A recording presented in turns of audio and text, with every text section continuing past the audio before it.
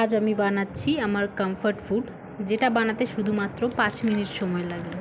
এটি শুধু টেস্টি নয়, পুষ্টিগুণে ভরপুর। এটি আমাদের গাট ব্যাকটেরিয়ার জন্য উপকারী। এটি ভারতবর্ষের নানান স্টেটের নানান নামে জানা যায়, যেমন পাখাল ভাত, পান্তা ভাত, পাখলা ভাত, রাইস কাঞ্জি। এই পাখাল ভাত, পান্তা ভাত বা রাইস কাঞ্জি যাই বলো না কেন, এটি তৈরি হয় ফার্মেন্টেশনের মাধ্যমে।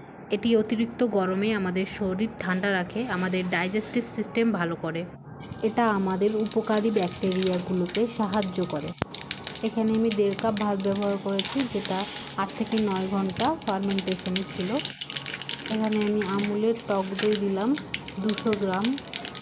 এবার তাতে তড়কা বা ফোড়ন দেওয়ার জন্য প্রথমে কড়াইতে সরষের তেল দিলাম, তাতে জিরা, শুকনো লঙ্কা, কালো সর্ষে আর কারি পাতা দিলাম।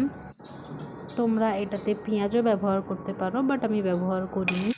এটাকে তোমরা নানা রকম ভর্তা বা নানা রকম ভাজার সাথেও খেতে পারো। এটি ভীষণ হেলদি এবং টেস্টি। যারা ডায়েট করছো তারা এটাকে ডায়েটেও ব্যবহার করতে পারো।